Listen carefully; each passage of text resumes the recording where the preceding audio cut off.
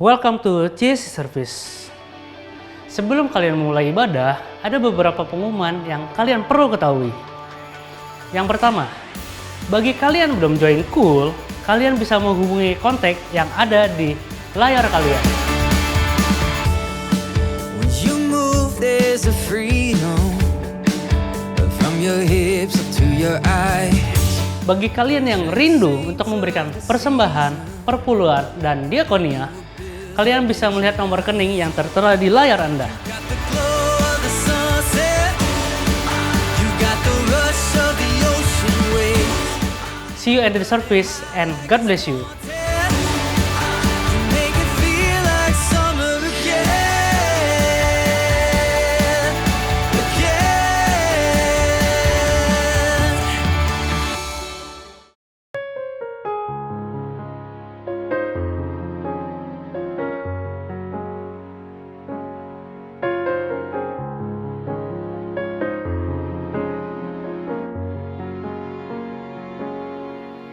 Saat ku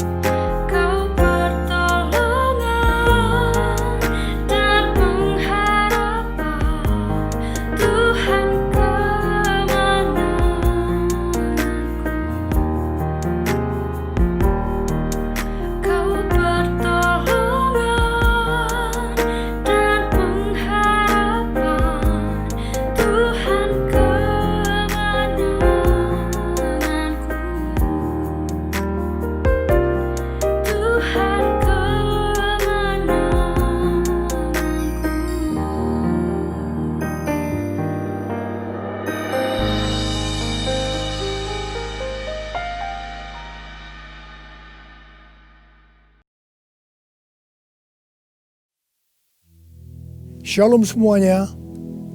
Hari ini tanggal 25 Desember 2020. Kita merayakan Natal bersama-sama.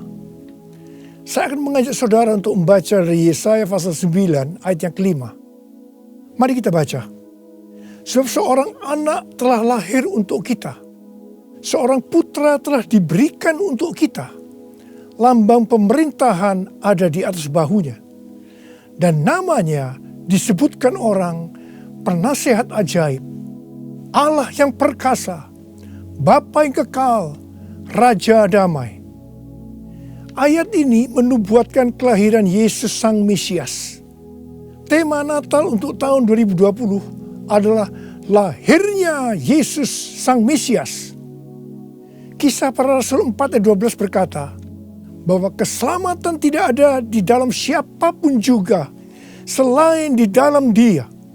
Sebab di bawah kolong langit ini tidak adalah nama lain yang diberikan kepada manusia yang olehnya kita dapat diselamatkan. Hanya di dalam nama Tuhan Yesus Kristus. Yesus Kristus adalah Allah yang menjelma menjadi manusia. Yesus adalah Mesias yang artinya juru selamat. Kata Mesias hanya dipakai untuk Allah, tidak pernah dipakai untuk manusia atau pekerjaannya. Yesaya mencatat 4 nama yang menandai tugas Yesus sebagai Mesias. Yang pertama, penasehat yang ajaib. Sebagai penasehat, maka Tuhan Yesus akan menyingkapkan rencana keselamatan yang sempurna dan akan menunjukkan kepada kita jalan untuk mendapatkan hidup yang kekal. Yang kedua, Allah yang perkasa. Di dalam Yesus selaku Mesias, seluruh kepenuhan kealahan akan berdiam secara jasmani. Sebab Yesus adalah Allah yang menjelma menjadi manusia. Yang ketiga, Bapa yang kekal. Yesus datang bukan hanya untuk memperkenalkan Bapa surgawi, tetapi ia juga akan bertindak sebagai Bapa kepada umatnya secara kekal. Ia penuh belas kasihan. Ia mengasihi, melindungi, dan menyediakan kebutuhan anak-anaknya. Yang keempat, Raja Damai. Yesus disebut Raja Damai karena hanya Tuhan Yesus yang bisa mendamaikan manusia dengan Allah. Mengapa manusia harus didamaikan dengan Allah? Sebab Alkitab katakan, semua orang telah berbuat dosa dan telah kehilangan kemuliaan Allah. Dosa membuat kita menjadi setru Allah. Upah dosa adalah maut, mati kekal selama-lamanya, tempatnya di neraka. Bagaimana Tuhan Yesus mendamaikan manusia dengan Allah? Alkitab berkata dalam 2 Korintus 5 ayat 21, Dia yang tidak mengenal dosa telah dibuatnya menjadi dosa oleh karena kita, supaya dalam Dia kita dibenarkan oleh Allah. Tuhan Yesus yang tidak mengenal dosa dijadikan dosa oleh karena kita. Artinya Tuhan Yesus harus mati menggantikan kita. Kita yang sebenarnya harus mati, tetapi Tuhan Yesus menggantikan kita. Supaya setiap orang yang percaya kepada Tuhan Yesus dibenarkan oleh Allah. Artinya didamaikan dengan Allah. Tuhan Yesus sebagai Raja Damai juga akan memberikan kepada kita damai sejahtera yang berlimpah-limpah. Ini yang sangat kita perlukan pada masa pandemi COVID-19 ini. Yesaya 48 ayat 18 berkata, Sekiranya engkau memperhatikan perintah-perintahku, maka damai sejahteramu akan seperti sungai yang tidak pernah kering. Dan kebahagiaanmu akan terus berlimpah seperti gelombang-gelombang laut yang tidak pernah berhenti. Jadi, kunci untuk mendapatkan damai sejahtera yang berlimpah-limpah yang Tuhan Yesus sediakan adalah memperhatikan perintah Tuhan. Hidup menurut kehendak Tuhan. Karena itu, baca Alkitab setiap hari. Renungkan, lakukan, dan saksikan.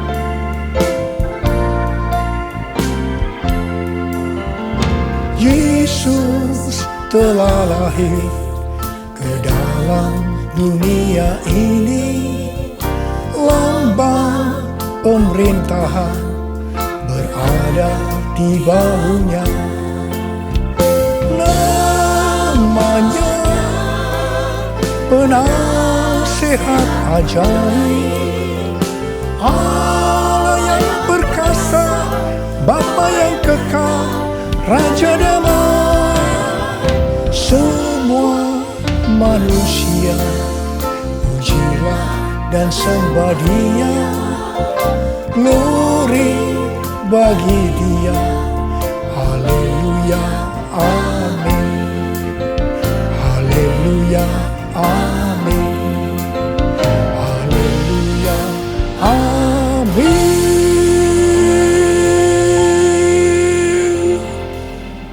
Pada waktu Tuhan Yesus lahir ke dalam dunia ini, ada beberapa peristiwa yang terjadi yang mengajarkan kepada kita bagaimana seharusnya kita menyambut kedatangan Tuhan. Peristiwa pertama dalam Lukas 2 ayat 8 sampai dengan 12, yaitu yang dilakukan oleh para gembala. Pada waktu para gembala sedang menjaga ternak di waktu malam, tiba-tiba mereka didatangi oleh malaikat Tuhan, dan kemuliaan Tuhan meliputi mereka. Mereka sangat ketakutan. Malaikat berkata kepada para gembala, "Jangan takut, sebab sesungguhnya aku memberitakan kepadamu kesukaan besar untuk seluruh bangsa. Hari ini telah lahir bagimu juru selamat, yaitu Kristus Tuhan di kota Daud. Dan inilah tandanya bagimu.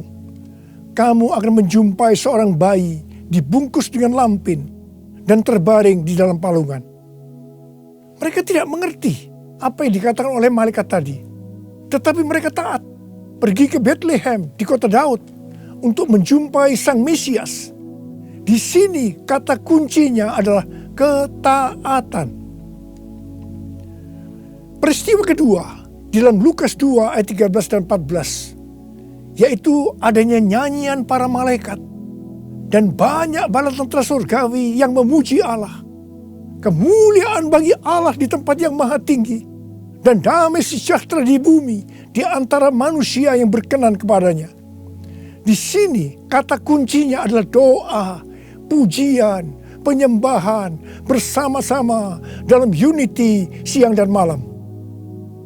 Peristiwa yang ketiga ada di dalam Matius 2 ayat 11 bagian A, yaitu waktu orang Majus sujud menyembah Sang Mesias. Di sini kata kuncinya adalah sujud menyembah Sang Mesias. Peristiwa yang keempat terdapat dalam Matius 2 ayat 11b. Orang Majus membuka tempat harta bendanya dan mempersembahkan emas, kemenyan, dan mur. Di sini kata kuncinya adalah mempersembahkan emas, kemenyan, dan mur.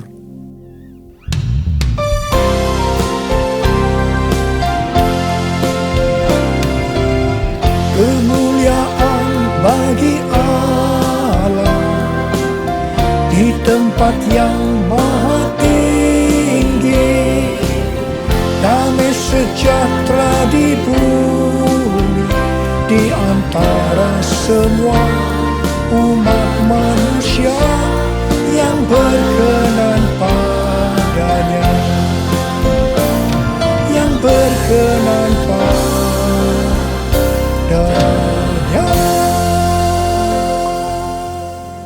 Karena Natal berbicara tentang kedatangan Tuhan Yesus yang pertama ke dalam dunia ini, maka hari-hari ini kita sedang menunggu kedatangan Tuhan Yesus yang kedua kalinya. Sesuai dengan 4 peristiwa yang terjadi pada waktu menyambut kedatangan Tuhan Yesus yang pertama, maka ada 4 hal yang harus kita lakukan untuk menyambut kedatangan Tuhan Yesus yang kedua kali. Yang pertama adalah ketaatan. Yang kedua, doa, pujian, penyembahan bersama-sama dalam unity siang dan malam. Yang ketiga, sujud menyembah Tuhan Yesus. Dan yang keempat, mempersembahkan emas, kemenyan, dan mur. Mari Sekarang kita akan melihat penjelasannya satu persatu. Yang pertama, tentang ketaatan. Tuhan Yesus memberitahukan kepada kita bahwa kedatangannya yang kedua kali akan terjadi setelah Injil Kerajaan diberitakan di seluruh dunia, menjadi kesaksian bagi semua bangsa. Karena itu bagi kita yang merindukan kedatangannya, kita pasti sungguh-sungguh untuk menyelesaikan amanat agung Tuhan Yesus. Pentakosta ketiga akan memberikan kepada kita kuasa untuk menyelesaikan amanat agung Tuhan Yesus. Menurut kalender Ibrani, kita sedang memasuki tahun 5781 yang disebut dengan tahun P Alef, yang artinya 81. Angka 80 atau P menggambarkan mulut. Dan angka 1, Alef, itu merupakan permulaan yang baru. Yohanes 1 ayat 1 berkata, pada mulanya adalah firman. Firman itu bersama-sama dengan Allah. Dan firman itu adalah Allah. Di sini kita diingatkan bahwa untuk menyambut kedatangan Tuhan Yesus yang kedua kalinya, kita harus hati-hati dengan mulut kita. Harus hati-hati dengan perkataan kita. Termasuk menuliskan kata-kata di media sosial. Diingatkan bahwa mulut bukan digunakan untuk gosip, untuk menjelekkan orang lain, untuk menghakimi orang lain, kata-kata kotor, hoax. Tapi biarlah yang keluar dari mulut ini, biarlah perkataan kita adalah firman Tuhan. Di dalam Matius 12 ayat 36 dan 37, Tuhan Yesus berkata kepada kita bahwa setiap kata sia-sia yang diucapkan orang harus dipertanggungjawabkannya di hari penghakiman. Karena menurut ucapanmu engkau akan dibenarkan, dan menurut ucapanmu pula engkau akan dihukum. Karena itu, hati-hati dengan ucapanmu, hati-hati dengan perkataanmu, hati-hati dengan apa yang kau tulis di medsos. Yang kedua, doa, pujian, penyembahan bersama-sama dalam unity siang dan malam. Ini berbicara tentang restorasi Pondok Daud. Ini berbicara tentang menara doa. Ini berbicara tentang keintiman dengan Tuhan. Orang yang hidupnya intim dengan Tuhan pasti merindukan kedatangan Tuhan. Sesuai dengan 2 Timotius 4 ayat 8. Maka orang yang merindukan kedatangannya akan mendapatkan mahkota kebenaran. Ada berapa banyak yang merindukan mahkota kebenaran? Angkat tangan saudara. Yang ketiga, sujud menyembah Tuhan Yesus. Sujud menyembah Tuhan Yesus artinya dengan segenap hidup kita melakukan segala kehendak Tuhan. Jadi segala sesuatu yang kita lakukan, kalau itu menyenangkan hatinya Tuhan, itu artinya kita sujud menyembah Tuhan. Kisah Para Rasul 13:22 berkata bahwa tentang Daud Allah telah menyatakan, aku telah mendapatkan Daud bin Isai, seorang yang berkenan di hatiku dan yang melakukan segala kehendakku. Daud adalah seorang yang berkenan di hati Tuhan karena Daud melakukan segala kehendak Tuhan pada zamannya. Itu artinya Daud sujud menyembah Tuhan. Saya selalu merindukan Tuhan berkata kepada saya, aku telah menemukan Niko bin Noto Raharjo, orang yang berkenan di hatiku dan melakukan kehendakku. Apakah saudara merindukan hal yang sama seperti apa yang saya rindukan? Yesus, kau ku sembah. Yesus, kau ku sembah. Saat yang indah ini kau ku sembah. Pujian ku naikkan dan kasih ku berikan. Yesus, Tuhan mulia, Engkau aku sembah. Yesus, Tuhan mulia, Engkau aku sembah.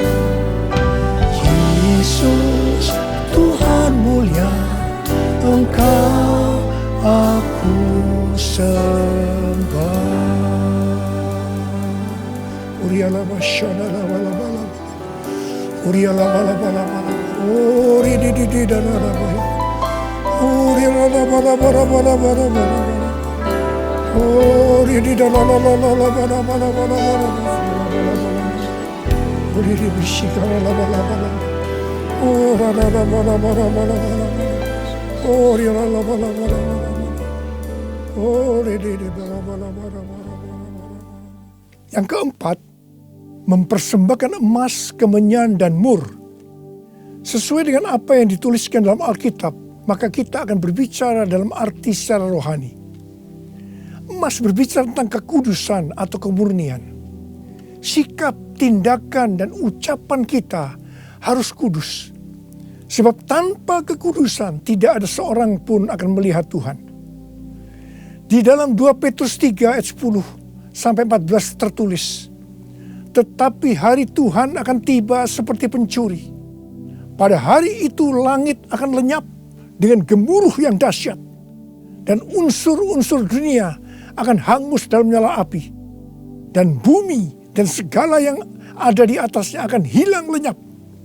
Jadi, jika segala sesuatu ini akan hancur secara demikian, betapa suci dan salehnya kamu harus hidup, yaitu kamu yang menantikan dan mempercepat kedatangan hari Allah.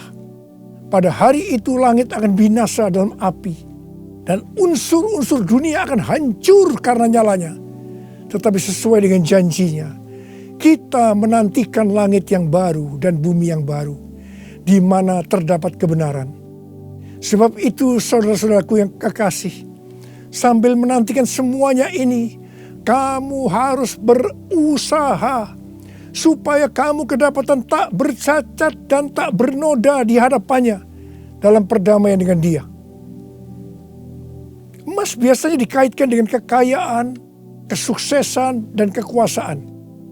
Kebanyakan motivasi dari orang yang bekerja atau berusaha adalah untuk mendapatkan ketiga hal ini untuk dirinya sendiri. Tetapi kita diminta untuk mempersembahkan semuanya itu kepada Tuhan. Sehingga kita tidak akan cinta uang, kita tidak akan sombong, dan tetap mengasihi sesama manusia seperti mengasihi diri sendiri. Emas juga berbicara tentang sesuatu yang mahal harganya. Saya tidak tahu apa yang mahal harganya bagi saudara. Mungkin itu uang, mungkin waktu yang kita punya, mungkin itu harga diri. Tuhan mau semuanya dipersembahkan kepada Dia. Abraham diminta untuk mempersembahkan Ishak, anaknya yang tunggal, yang sangat berharga dan dikasihinya, yang didapatkan pada masa tuanya. Abraham lulus ujian ketika ia dengan rela mempersembahkan Ishak, hartanya yang paling mahal, dan Tuhan memberkati Abraham beserta keturunannya berlimpah-limpah-limpah. Sekarang kita akan berbicara tentang kemenyan. Yang pertama, kemenyan berbicara tentang korban. Sesuai dengan Roma 12 ayat 1, kita diminta untuk mempersembahkan tubuh kita sebagai korban yang hidup, kudus, dan berkenan kepada Tuhan. Itu adalah ibadah kita yang sejati. Kita harus hidup bagi Tuhan, menyembah Dia, menaati Dia, bersama Dia menentang dosa, membela kebenaran, menolak dan membenci kejahatan, melakukan pekerjaan yang baik untuk orang lain, seperti yang dilakukan oleh Tuhan Yesus, mengikut Dia, melayani Dia, hidup dipenuhi Roh Kudus, dan hidup sesuai pimpinan Roh Kudus. Hidup kudus dan berkenan kepada Tuhan, itu artinya kita harus memisahkan diri dari dunia dan makin intim dengan Dia. Jadi, untuk hidup kudus dan berkenan kepada Tuhan, kita harus berkorban. Korban itu sesuatu yang menyakitkan bagi kedagingan kita. Tidak benar kalau menjadi orang Kristen yang santai, bisa berbuat apa saja dan tetap masuk surga. Yang kedua, kemenyan berbicara tentang persembahan yang menyenangkan hatinya Tuhan. Yang ketiga, kemenyan berbicara tentang doa. Doa yang dilakukan setiap waktu dalam roh dengan tidak putus-putusnya untuk orang kudus. Ini merupakan senjata Allah untuk melawan tipu muslihat iblis. Hari-hari ini kita sedang memasuki masa peperangan rohani yang dahsyat untuk merebut jiwa-jiwa dari tangan si iblis. Sekarang kita akan berbicara tentang mur. Mur berasal dari bahasa Ibrani mor dan bahasa Yunani smurna yang artinya pahit. Ibrani 12 ayat 15 berkata, jagalah supaya jangan ada seorang pun menjauhkan diri dari kasih karunia Allah, agar jangan tumbuh akar yang pahit, yang menimbulkan kerusuhan dan yang mencemarkan banyak orang. Jangan sampai mempunyai akar pahit.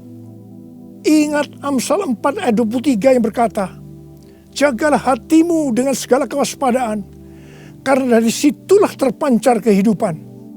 Ingat, kita mau hidup kekal selama-lamanya atau mati kekal selama-lamanya tergantung pada hati kita. Kalau hati kita kotor oleh akar pahit, maka akan mati kekal selama-lamanya. Kalau mulai muncul akar pahit, cepat datang ke hadapan Tuhan Yesus. Serahkan itu, bertobat, minta ampun. Karena selama ini menjauhkan diri dari kasih karunia Allah, maka engkau akan selamat. Mur juga berbicara tentang pengurapan. Salah satu bahan untuk membuat minyak urapan adalah mur. Pengurapan yang diberikan oleh Tuhan kepada kita harus dikembalikan kepada Tuhan. Bukan untuk popularitas, mencari kekayaan, atau kepentingan-kepentingan lainnya. Sekali lagi, saya akan mengingatkan saudara bahwa kedatangan Tuhan Yesus sudah sangat-sangat dekat. Mari kita mempersiapkan diri kita untuk menyambut kedatangannya dengan melakukan 4 hal tadi. Selamat Hari Natal 2020. Tuhan Yesus memberkati saudara berlimpah, limpah, limpah.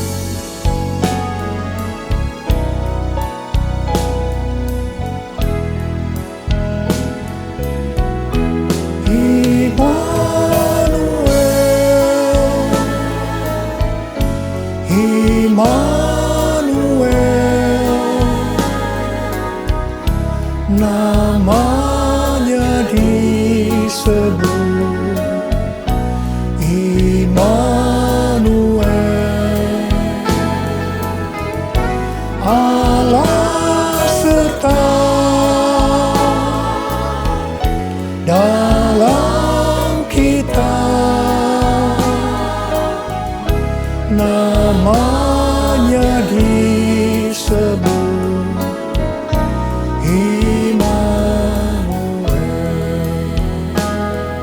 tangan kita, sembah Dia.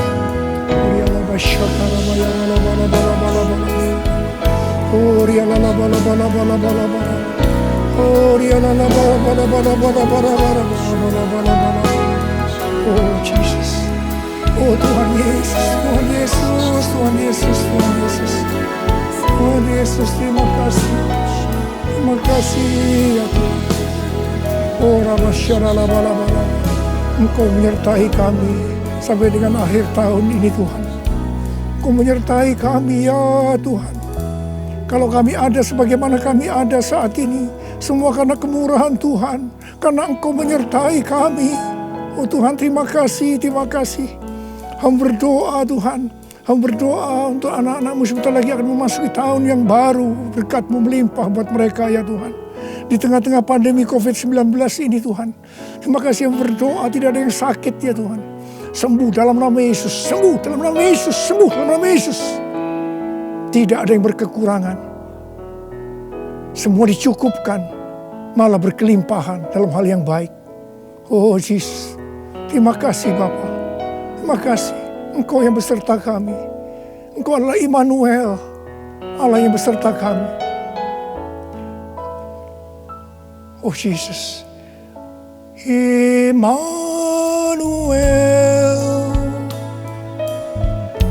Immanuel. namanya disebut Immanuel,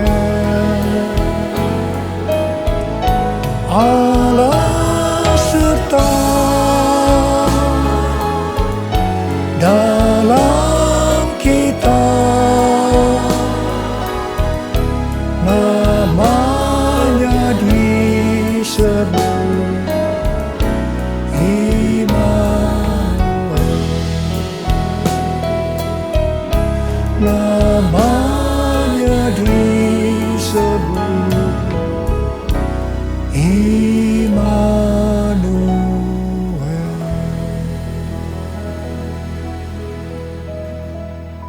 Terimalah berkat Tuhan. Kasih karunia berlimpah-limpah daripada Allah Bapa dalam Anak yang tunggal Yesus Kristus. Persekutuan yang manis dengan Roh Kudus menyertai saudara sekalian mulai hari ini sampai Tuhan Yesus datang menjemput kita di awan-awan dan bahkan sampai selama-lamanya. Yang percaya bersama-sama katakan amin.